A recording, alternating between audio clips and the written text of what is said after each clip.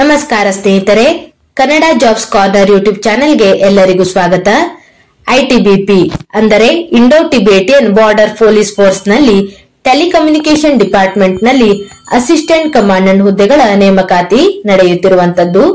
ಇನ್ನು ಈ ಹುದ್ದೆಗಳಿಗೆ ಸಂಬಂಧಪಟ್ಟಂತೆ ಏಜ್ ಲಿಮಿಟ್, ಎಜುಕೇಶನಲ್ ಕ್ವಾಲಿಫಿಕೇಶನ್ ಹಾಗೂ ಸೆಲೆಕ್ಷನ್ ಪ್ರೋಸೆಸ್ ಬಗ್ಗೆ ಈ ಒಂದು ವಿಡಿಯೋದಲ್ಲಿ ಮುಂದೆ ನೋಡ್ತಾ ಹೋಗೋಣ. ನಮ್ಮ ಚಾನೆಲ್ ಅನ್ನು ಯಾರಾದ್ರೂ ಹೊಸದಾಗಿ ನೋಡ್ತಾ ಇದ್ರೆ ಸಬ್ಸ್ಕ್ರೈಬ್ ಮಾಡಿ ಹಾಗೂ ಪಕ್ಕದಲ್ಲೇ ಇರುವಂತಹ ಬೆಲ್ ಬಟನ್ ಅನ್ನ ಕ್ಲಿಕ್ ಮಾಡಿ. ಇನ್ನು ಈ ಒಂದು ಹುದ್ದೆಗಳಿಗೆ ಮಹಿಳಾ ಮತ್ತು ಪುರುಷ ಅಭ್ಯರ್ಥಿಗಳು ಅರ್ಜಿಯನ್ನ ಸಲ್ಲಿಸಬಹುದಾಗಿರುತ್ತದೆ. ಟೆಲಿಕಮ್ಯುನಿಕೇಶನ್ ಡಿಪಾರ್ಟ್ಮೆಂಟ್ ನಲ್ಲಿ ಅಸಿಸ್ಟೆಂಟ್ ಕಮಾಂಡೆಂಟ್ ಈ ಒಂದು ಹುದ್ದೆಗಳ ಒಂದು ನೇಮಕಾತಿ ನಡೆಯುತ್ತಿರುವಂತದ್ದು. ಇನ್ನು ಈ ಒಂದು ಹುದ್ದೆಗಳಿಗೆ ಅರ್ಜಿ ಸಲ್ಲಿಸಲು ಪ್ರಾರಂಭ ದಿನಾಂಕ ಜನವರಿ 21, 2025ರಿಂದ ಫೆಬ್ರವರಿ 19, 2025ರವರೆಗೆ ಅಭ್ಯರ್ಥಿಗಳಿಗೆ ಅರ್ಜಿ ಸಲ್ಲಿಸಲು ಅವಕಾಶ ಇರುವಂತದ್ದು. ಕೆಟಗರಿ ವೈಸ್ ಎಷ್ಟೆಷ್ಟು ಹುದ್ದೆಗಳು ಖಾಲಿ ಇದೆ ಅಂತ ನೋಡೋದಾದ್ರೆ, ಅಸಿಸ್ಟೆಂಟ್ ಕಮಾಂಡೆಂಟ್ ಟೆಲಿಕಮ್ಯುನಿಕೇಶನ್ ಡಿಪಾರ್ಟ್ಮೆಂಟ್ ನಲ್ಲಿ ಒಟ್ಟು 48 ಹುದ್ದೆಗಳು ಖಾಲಿ ಇರುವಂತದ್ದು. ಯುಆರ್ ಕೆಟಗರಿಯಲ್ಲಿ 21, ಎಸ್ಸಿಯಲ್ಲಿ 7, ಎಸ್ಟಿಯಲ್ಲಿ 3, ಒಬಿಸಿಯಲ್ಲಿ 13, ಇಡಬ್ಲ್ಯೂಎಸ್ ನಲ್ಲಿ 4, ಒಟ್ಟು 48 ಹುದ್ದೆಗಳು ಖಾಲಿ ಇರುವಂತದ್ದು. ಈ ಒಂದು ಹುದ್ದೆಗಳಿಗೆ ಸಂಬಂಧಪಟ್ಟಂತೆ ಸ್ಯಾಲರಿ ಎಷ್ಟಿದೆ ಅಂತ ನೋಡೋದಾದ್ರೆ, ಈ ಹುದ್ದೆಗೆ ಆಯ್ಕೆಯಾದಂತ ಅಭ್ಯರ್ಥಿಗಳಿಗೆ ಲೆವೆಲ್ 10 ಅಲ್ಲಿ ಸ್ಯಾಲರಿಯನ್ನ ಪೇ ಮಾಡಲಾಗುತ್ತದೆ. 56,100ರಿಂದ 1,77,500ರವರೆಗೆ ಸ್ಯಾಲರಿ ಇರುವಂತದ್ದು. ಇನ್ನು ಅದರ್ ಅಲೋವೆನ್ಸಸ್ ಸಹ ಇರುತ್ತದೆ. ಇದರ ಬಗ್ಗೆ ಸಹ ನೋಟಿಫಿಕೇಶನ್ ನಲ್ಲಿ ಡೀಟೇಲ್ ಆಗಿ ಮಾಹಿತಿಯನ್ನ ನೀಡಿದ್ದಾರೆ. ಇನ್ನು ಈ ಒಂದು ಹುದ್ದೆಗೆ ಸಂಬಂಧಪಟ್ಟಂತೆ ಎಜುಕೇಶನಲ್ ಕ್ವಾಲಿಫಿಕೇಶನ್ ಮತ್ತು ಏಜ್ ಲಿಮಿಟ್ ಅನ್ನು ನೋಡೋದಾದ್ರೆ, ಗರಿಷ್ಠ 30 ವರ್ಷದ ಒಳಗಿನ ಎಲ್ಲಾ ಅಭ್ಯರ್ಥಿಗಳು ಅರ್ಜಿಯನ್ನು ಸಲ್ಲಿಸಬಹುದಾಗಿರುತ್ತದೆ. ಇನ್ನು ಎಜುಕೇಶನಲ್ ಕ್ವಾಲಿಫಿಕೇಶನ್ ಅನ್ನು ನೋಡೋದಾದ್ರೆ, ಅಭ್ಯರ್ಥಿಗಳು ಟೆಲಿಕಮ್ಯುನಿಕೇಶನ್ ಎಂಜಿನಿಯರಿಂಗ್ ನಲ್ಲಿ ಪದವಿ ಪಡೆದಿರುವಂತಹ ಅಭ್ಯರ್ಥಿಗಳು ಅರ್ಜಿಯನ್ನ ಸಲ್ಲಿಸಬಹುದಾಗಿರುತ್ತದೆ. ಅಥವಾ ಇನ್ನು ಒಂದು ಕ್ವಾಲಿಫಿಕೇಶನ್ ಅನ್ನು ಸಹ ನೀಡಿದ್ದಾರೆ, ಇಲೆಕ್ಟ್ರಾನಿಕ್ಸ್ ನಲ್ಲಿ ಒಂದು ಡಿಗ್ರಿಯನ್ನು ಪಡೆದಿರುವಂತಹ ಅಭ್ಯರ್ಥಿಗಳು ಅರ್ಜಿಯನ್ನ ಸಲ್ಲಿಸಬಹುದು. ಜೊತೆಗೆ ಇನ್ನೂ ಒಂದು ಕ್ವಾಲಿಫಿಕೇಶನ್ ಅನ್ನು ಸಹ ನೀಡಿರುವಂತದ್ದು, communication or electronics and instrumentation or engineering ಈ ಒಂದು ವಿಷಯದಲ್ಲಿ ಪದವಿಯನ್ನು ಪಡೆದಿರೋರು ಸಹ ಅರ್ಜಿಯನ್ನ ಸಲ್ಲಿಸಬಹುದಾಗಿರುತ್ತದೆ. ಈ ಒಂದು ಹುದ್ದೆಗೆ ಸಂಬಂಧಪಟ್ಟಂತೆ ಏಜ್ ರಿಲ್ಯಾಕ್ಸೇಷನ್ ಅನ್ನು ನೋಡೋದಾದ್ರೆ, ಎಸ್ಸಿ ಕೆಟಗರಿ ಅಭ್ಯರ್ಥಿಗಳಿಗೆ 5 ವರ್ಷಗಳ ಒಂದು ಏಜ್ ರಿಲ್ಯಾಕ್ಸೇಷನ್ ಇರುವಂತದ್ದು. ಎಸ್ಟಿ ಅಭ್ಯರ್ಥಿಗಳಿಗೆ 5 ವರ್ಷಗಳು, ಒಬಿಸಿ ನಾನ್ ಕ್ರೀಮಿ ಲೇಯರ್ ಈ ಒಂದು ಅಭ್ಯರ್ಥಿಗಳಿಗೆ 3 ವರ್ಷಗಳು ಮತ್ತು ಎಕ್ಸ್ ಸರ್ವಿಸ್ ಮೆನ್ ಗಳಲ್ಲಿ ಯುಆರ್ ಮತ್ತು ಜನರಲ್ ಕೆಟಗರಿಯಂತಹ ಅಭ್ಯರ್ಥಿಗಳಿಗೆ 3 ವರ್ಷಗಳ ಒಂದು ಏಜ್ ರಿಲ್ಯಾಕ್ಸೇಷನ್ ಇರುವಂತದ್ದು. ಇನ್ನು ಎಕ್ಸ್ ಸರ್ವಿಸ್ ಮೆನ್ ನಲ್ಲಿ ಎಸ್ಸಿ ಕೆಟಗರಿ ಅಭ್ಯರ್ಥಿಗಳಿಗೆ 8 ವರ್ಷಗಳ ಒಂದು ಏಜ್ ರಿಲ್ಯಾಕ್ಸೇಷನ್ ಇರುತ್ತದೆ. ಎಕ್ಸ್ ಸರ್ವಿಸ್ ಮೆನ್ ನಲ್ಲಿ ಎಸ್ಟಿ ಕೆಟಗರಿ ಅಭ್ಯರ್ಥಿಗಳಿಗೆ 8 ವರ್ಷಗಳ ಒಂದು ರಿಲ್ಯಾಕ್ಸೇಷನ್ ಇರುವಂತದ್ದು. ಇನ್ನು ಎಕ್ಸ್ ಸರ್ವಿಸ್ ಮೆನ್ ಗಳಲ್ಲಿ ಒಬಿಸಿ ಕೆಟಗರಿ ಅಭ್ಯರ್ಥಿಗಳಾಗಿದ್ದರೆ 6 ವರ್ಷಗಳ ಒಂದು ಏಜ್ ರಿಲ್ಯಾಕ್ಸೇಷನ್ ಇರುತ್ತದೆ ಮತ್ತು ಗವರ್ಮೆಂಟ್ ಸರ್ವೆಂಟ್ ಗಳಾಗಿದ್ದರೆ 5 ವರ್ಷಗಳ ಒಂದು ಏಜ್ ರಿಲ್ಯಾಕ್ಸೇಷನ್ ಇರುವಂತದ್ದು. ಮತ್ತು the person who died in 1984 years and communal riots of 2002 in Gujarat ಈ ಒಂದು ಕೆಟಗರಿ ಅಭ್ಯರ್ಥಿಗಳಿಗೆ ಯುಆರ್ ಮತ್ತು ಜನರಲ್ ಯುಆರ್ ಮತ್ತು ಇಡಬ್ಲ್ಯೂಎಸ್ ಕೆಟಗರಿ ಅಭ್ಯರ್ಥಿಗಳಾಗಿದ್ದರೆ 5 ವರ್ಷ, ಒಬಿಸಿ ನಾನ್ ಕ್ರೀಮಿ ಲೇಯರ್ ಅಭ್ಯರ್ಥಿಗಳಾಗಿದ್ದರೆ 8 ವರ್ಷ, ಎಸ್ಸಿ ಎಸ್ಟಿ ಅಭ್ಯರ್ಥಿಗಳಾಗಿದ್ದರೆ 10 ವರ್ಷಗಳ ಒಂದು ಏಜ್ ರಿಲ್ಯಾಕ್ಸೇಷನ್ ಇರುತ್ತದೆ. ಇನ್ನು ಫಿಸಿಕಲ್ ಸ್ಟ್ಯಾಂಡರ್ಡ್ ಬಗ್ಗೆ ನೋಡೋದಾದ್ರೆ, ಪುರುಷ ಅಭ್ಯರ್ಥಿಗಳು 165 ಸೆಂಟಿಮೀಟರ್ ಹೈಟ್ ಅನ್ನ ಹೊಂದಿರಬೇಕಾಗಿರುತ್ತದೆ. ಇನ್ನು ಮಹಿಳಾ ಅಭ್ಯರ್ಥಿಗಳಾಗಿದ್ದರೆ 157 ಸೆಂಟಿಮೀಟರ್ ಹೈಟ್ ಅನ್ನ ಹೊಂದಿರಬೇಕು. ಇನ್ನು ಈ ಒಂದು ಹುದ್ದೆಗಳಿಗೆ ಅರ್ಜಿ ಸಲ್ಲಿಸುವಂತಹ ಅಭ್ಯರ್ಥಿಗಳಿಗೆ ವೆಬ್ಸೈಟ್ ವಿಳಾಸವನ್ನು ಸಹ ನೋಟಿಫಿಕೇಶನ್ ನಲ್ಲಿ ನೀಡಿರುವಂತದ್ದು, recruitment.itbppolice.nic.in ಈ ಒಂದು ವೆಬ್ಸೈಟ್ ಮುಖಾಂತರ ಅಭ್ಯರ್ಥಿಗಳು ಅರ್ಜಿಯನ್ನು ಸಲ್ಲಿಸಬಹುದಾಗಿರುತ್ತದೆ. ಮತ್ತು ಈ ಒಂದು ಹುದ್ದೆಗಳಿಗೆ ಅರ್ಜಿ ಸಲ್ಲಿಸುವಂತಹ ಅಭ್ಯರ್ಥಿಗಳಿಗೆ ಅಪ್ಲಿಕೇಶನ್ ಫೀಸ್ ಮತ್ತು ಮೋಡ್ ಆಫ್ ಪೇಮೆಂಟ್ ಬಗ್ಗೆ ನೋಡೋದಾದ್ರೆ, ಯುಆರ್, ಒಬಿಸಿ ಮತ್ತು ಇಡಬ್ಲ್ಯೂಎಸ್ ಕೆಟಗರಿಯ ಅಭ್ಯರ್ಥಿಗಳಿಗೆ, ಪುರುಷ ಅಭ್ಯರ್ಥಿಗಳಿಗೆ ಒಂದು 400 ರೂಪಾಯಿ ಒಂದು ಅಪ್ಲಿಕೇಶನ್ ಫೀಸ್ ಇರುವಂತದ್ದು.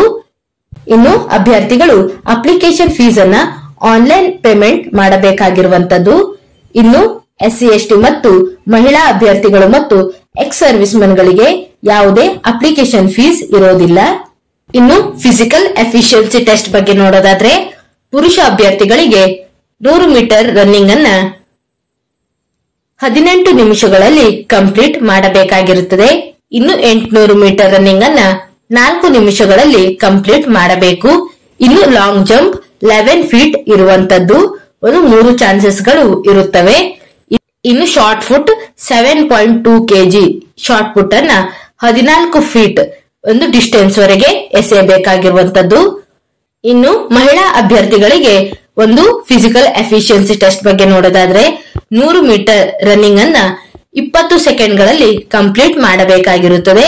ಇನ್ನು 800 ಮೀಟರ್ ರನ್ನಿಂಗ್ ಅನ್ನ 5 ನಿಮಿಷಗಳಲ್ಲಿ ಕಂಪ್ಲೀಟ್ ಮಾಡಬೇಕು. ಲಾಂಗ್ ಜಂಪ್ 9 ಫೀಟ್ ಇರುವಂತದ್ದು 3 ಚಾನ್ಸಸ್ಗಳು ಇರುತ್ತವೆ. ಇನ್ನು shot put 7.2 kg shot put ಇರುವಂತದ್ದು. ಇವಿಷ್ಟು ಮಹಿಳಾ ಮತ್ತು ಪುರುಷ ಅಭ್ಯರ್ಥಿಗಳಿಗೆ ಫಿಸಿಕಲ್ ಎಫಿಷಿಯನ್ಸಿ ಟೆಸ್ಟ್ ಬಗ್ಗೆ ಇರುವಂತಹ ಮಾಹಿತಿಯಾಗಿರುತ್ತದೆ.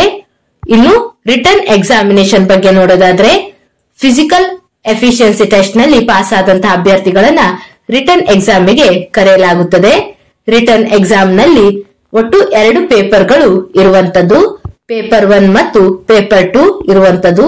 ಇವೆಲ್ಲವೂ ಸಹ ಆಬ್ಜೆಕ್ಟಿವ್ ಟೈಪ್ ಕ್ವಶನ್ಸ್ ಗಳಾಗಿರುತ್ತವೆ. ಇನ್ನು ಪ್ರತಿ ಪೇಪರ್ ನಲ್ಲೂ ಸಹ 100 ಅಂಕಗಳು ಇರುವಂತದ್ದು.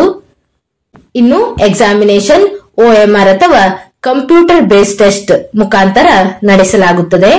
ಇನ್ನು ಪೇಪರ್ 1 ಬಗ್ಗೆ ನೋಡೋದಾದ್ರೆ ಇನ್ನು ಯಾವ್ಯಾವ ಸಬ್ಜೆಕ್ಟ್ ಗಳ ಮೇಲೆ ಎಷ್ಟೆಷ್ಟು ಕ್ವಶನ್ಸ್ ಗಳನ್ನ ಕೇಳಲಾಗುತ್ತದೆ ಅಂತ ನೋಡೋದಾದ್ರೆ ಜನರಲ್ ಇಂಗ್ಲಿಷ್ ಈ ಒಂದು ಸಬ್ಜೆಕ್ಟ್ ಮೇಲೆ ಒಟ್ಟು 20 ಕ್ವಶನ್ಸ್ ಗಳನ್ನ ಕೇಳಲಾಗುತ್ತದೆ. ಒಟ್ಟು 20 ಅಂಕಗಳು ಇರುವಂತದ್ದು. ಇನ್ನು ಜನರಲ್ ಸ್ಟಡೀಸ್ ಅಂಡ್ ಆಪ್ಟಿಟ್ಯೂಡ್ ಈ ಒಂದು ವಿಷಯದ ಮೇಲೆ 50 ಕ್ವಶನ್ಸ್ ಗಳನ್ನ ಕೇಳಲಾಗುತ್ತದೆ. 50 ಅಂಕಗಳು ಇರುತ್ತವೆ. ಇನ್ನು ರೀಸನಿಂಗ್, ಎಬಿಲಿಟಿ, ಆಬ್ಜೆಕ್ಟಿವ್ ಈ ಒಂದು ಸಬ್ಜೆಕ್ಟ್ ಗಳ ಮೇಲೆ 30 ಕ್ವಶನ್ಸ್ ಗಳನ್ನ ಕೇಳಲಾಗುತ್ತದೆ. ಒಟ್ಟು 30 ಅಂಕಗಳು ಇರುವಂತದ್ದು. ಟೋಟಲ್ ಪೇಪರ್ 1 ನಲ್ಲಿ 100 ಕ್ವಶನ್ಸ್ ಗಳು ಇರುತ್ತವೆ ಮತ್ತು 100 ಅಂಕಗಳು ಇರುವಂತದ್ದು. 2 ಗಂಟೆಗಳ ಒಂದು ಕಾಲಾವಕಾಶ ಇರುತ್ತದೆ. ಇನ್ನು ಪೇಪರ್ 2 ಬಗ್ಗೆ ನೋಡೋದಾದ್ರೆ ಇವು ಸಹ ಆಬ್ಜೆಕ್ಟಿವ್ ಟೈಪ್ ಕ್ವಶನ್ಸ್ ಗಳಾಗಿರುತ್ತವೆ. ಎಕ್ಸಾಮ್ ಅನ್ನ CBT ಅಥವಾ OMR ಮುಖಾಂತರ ನಡೆಸಲಾಗುವಂತದ್ದು. ಒಟ್ಟು 100 ಕ್ವಶನ್ಸ್ ಗಳು ಮತ್ತು 100 ಅಂಕಗಳು ಇರುತ್ತವೆ. ಇನ್ನು ಯಾವ್ಯಾವ ವಿಷಯಗಳ ಮೇಲೆ ಕ್ವಶನ್ಸ್ ಗಳನ್ನ ಕೇಳಲಾಗುತ್ತದೆ ಅಂತ ನೋಡೋದಾದ್ರೆ basic electronics engineering, basic electrical engineering, material science, electrical measurements and instrumentation ಹೀಗೆ ಇನ್ನು ಹಲವು ವಿಷಯಗಳ ಮೇಲೆ ಕ್ವಶನ್ಸ್ ಗಳನ್ನ ಕೇಳಲಾಗುತ್ತದೆ. ಇದಕ್ಕೆ ಸಂಬಂಧಪಟ್ಟಂತೆ ನೋಟಿಫಿಕೇಶನ್ ನಲ್ಲಿ ಎಲ್ಲಾ ಮಾಹಿತಿಯನ್ನ ನೀಡಲಾಗಿರುವಂತದ್ದು. ನೋಟಿಫಿಕೇಶನ್ ಲಿಂಕ್ ಅನ್ನ ಡಿಸ್ಕ್ರಿಪ್ಷನ್ ಬಾಕ್ಸ್ ನಲ್ಲಿ ಹಾಕಿರುತ್ತೇನೆ. ಒಂದು ಬಾರಿ ಎಲ್ಲವನ್ನು ಚೆಕ್ ಮಾಡಿ. ಇನ್ನು ಈ ಒಂದು ಎಕ್ಸಾಮಿಗೆ ಒಟ್ಟು 2 ಗಂಟೆಗಳ ಒಂದು ಕಾಲಾವಕಾಶ ಇರುತ್ತದೆ. ಇನ್ನು ರಿಟರ್ನ್ ಎಕ್ಸಾಮಿನೇಷನ್ ನಲ್ಲಿ ಕ್ವಾಲಿಫೈಯಿಂಗ್ ಮಾರ್ಕ್ಸ್ ಬಗ್ಗೆ ನೋಡೋದಾದ್ರೆ ಜನರಲ್ ಕ್ಯಾಟಗರಿ ಅಭ್ಯರ್ಥಿಗಳಿಗೆ OBC, ಎಕ್ಸ್ ಸರ್ವಿಸ್ ಮೆನ್ ಮತ್ತು EWS ಕ್ಯಾಟಗರಿಯ ಅಭ್ಯರ್ಥಿಗಳಿಗಾದರೆ ಮಿನಿಮಮ್ ಕ್ವಾಲಿಫೈಯಿಂಗ್ ಮಾರ್ಕ್ 50% ಇರುವಂತದ್ದು. ಇನ್ನು SC/ST ಅಭ್ಯರ್ಥಿಗಳಾಗಿದ್ದರೆ ಮಿನಿಮಮ್ ಕ್ವಾಲಿಫೈಯಿಂಗ್ ಮಾರ್ಕ್ 45% ಇರುವಂತದ್ದು. ಇನ್ನು ರಿಟರ್ನ್ ಎಕ್ಸಾಮ್ ನಲ್ಲಿ ಪಾಸ್ ಆದಂತಹ ಅಭ್ಯರ್ಥಿಗಳನ್ನ ಇಂಟರ್ವ್ಯೂಗೆ ಕರೆಯಲಾಗುತ್ತದೆ. ಇಂಟರ್ವ್ಯೂನಲ್ಲಿ ಟೋಟಲ್ 50 ಅಂಕಗಳಿಗೆ ಇಂಟರ್ವ್ಯೂ ನಡೆಯುವಂತದ್ದು. ಇದರ ಬಗ್ಗೆ ಸಹ ನೋಟಿಫಿಕೇಶನ್ ನಲ್ಲಿ ಮಾಹಿತಿಯನ್ನ ನೀಡಲಾಗಿರುವಂತದ್ದು. ಇನ್ನು ಪೇಪರ್ 2 ಸಿಲೆಬಸ್ ಅನ್ನು ಸಹ ನೋಟಿಫಿಕೇಶನ್ ನಲ್ಲಿ ನೀಡಲಾಗಿರುವಂತದ್ದು. ಎಲ್ಲವನ್ನು ಸಹ ಒಂದು ಬಾರಿ ಚೆಕ್ ಮಾಡಿ. ಇವಿಷ್ಟು ITBTಯಲ್ಲಿ ಕರೆದಿರುವಂತಹ ಅಸಿಸ್ಟೆಂಟ್ ಕಮಾಂಡೆಂಟ್ ಈ ಒಂದು ಹುದ್ದೆಗೆ ಸಂಬಂಧಪಟ್ಟಂತಹ ಮಾಹಿತಿಯಾಗಿರುತ್ತದೆ. ಈ ವಿಡಿಯೋ ನಿಮಗೆ ಇಷ್ಟವಾಗಿದ್ದಲ್ಲಿ ಒಂದು ಲೈಕ್ ಮಾಡಿ, ಶೇರ್ ಮಾಡಿ ಹಾಗೂ ಸಬ್ಸ್ಕ್ರೈಬ್ ಮಾಡಿ. ಜೊತೆಗೆ ಪಕ್ಕದಲ್ಲೇ ಇರುವಂತಹ ಬೆಲ್ ಬಟನ್ ಅನ್ನ ಕ್ಲಿಕ್ ಮಾಡಿ. ಏನಾದರೂ ಡೌಟ್ಸ್ ಇದ್ದರೆ ಕಮೆಂಟ್ ಬಾಕ್ಸಿನಲ್ಲಿ ಕಮೆಂಟ್ ಮಾಡಿ. ಇನ್ನೂ ಹೆಚ್ಚಿನ ಮಾಹಿತಿಗಾಗಿ ನಮ್ಮ ಚಾನೆಲ್ ಅನ್ನು ಸಬ್ಸ್ಕ್ರೈಬ್ ಮಾಡಿ.